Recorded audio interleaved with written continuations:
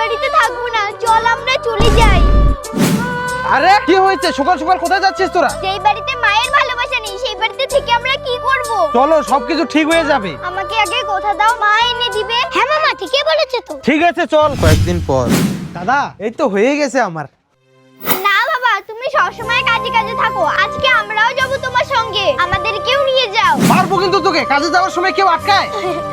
জানি বাবা, মায়ের মতো কেউ হয় না, আজকে মা থাকলে আমাদের কষ্টটা বুঝতো। আরে ওর মা নেই? না, ওকে আমি 2 বছর আগে হারিয়ে ফেলেছি। তাহলে তো তুমি আবার বিয়ে করতে পারো। বিয়েটা মুখের কথা না। কি বলো তুমি? আমার সাথে যাওয়া তোমার কোনো আপত্তি নেই তো? হ্যাঁ আমি যেতে পারি, কিন্তু 6 মাসের জন্য। হ্যাঁ, তোমার বাচ্চা মায়ের জন্য পাগল, এর থেকে বড় উপায় আমি আর খুঁজে পেলাম না। কি বাচ্চাদের সাথে আমি অভিনয় করে চলবো? ঠিক আছে। মামা এটা কি? এটা তো নতুন মামি। কি? এটা আমার মা। থ্যাংক ইউ সো মাচ বাবা। চলো মা ঘরে। 6টা মাস আমাকে এভাবেই কাটাতে হবে। একটা হয়েছে ভাগ্নি আর একটা নাকি মেয়ে। 6 মাস পর। না, এখন আমার কাজের খুবই শর্ট চলতেছে, তুমি বাড়িতে থেকো, আমি কাজের খোঁজে যাচ্ছি। তোমার অত কিছু আমি শুনতে যাব না, সময় হয়ে যাচ্ছে, টাকার ব্যবস্থা করো। কি হয়েছে মা? আরে না না, কিছু না। ঠিক আছে বাবা মা, আমরা স্কুলে গেলাম। থেকো তুমি। মা আজকে আমাদের স্কুলে খুব এনজয় হয়েছে।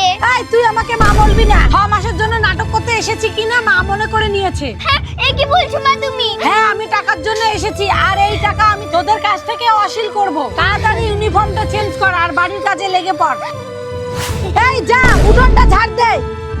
তোকে কি আমি আদর দিব? তুই তো আমাকে টাকা এনে দিবি। যা, ভিক্ষা করে হলেও আমাকে টাকা এনে দে, নয়তো ভাত বন্ধ। এগুলা কাজ আমি জীবনও করিনি।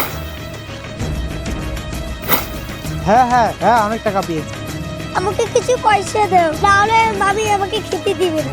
আরে দীপিকা তুই? বাবা মা আমি ভালো না। সত্যি তো, বাবার দোষ আমি কি দেব? নিজের কষ্ট তো আমি নিজেই ডেকে এনেছি। টাকা না পেলে আমি এরকমই করে থাকবো। তুমি সাহস কিভাবে পাও বাচ্চাদের নির্যাতন করতে? চুপ করো তুমি, আমাকে টাকা দাও, আমি চলে যাব। কি দেখতেছি তোমাদের মতো মেয়েরা টাকা ছাড়া কিচ্ছু বুঝে না, তার জন্য আমি কষ্ট করে টাকা ম্যানেজ করে নিয়ে এসেছি। টাকা নিয়ে বেরিয়ে যাও আমার বাড়ি থেকে।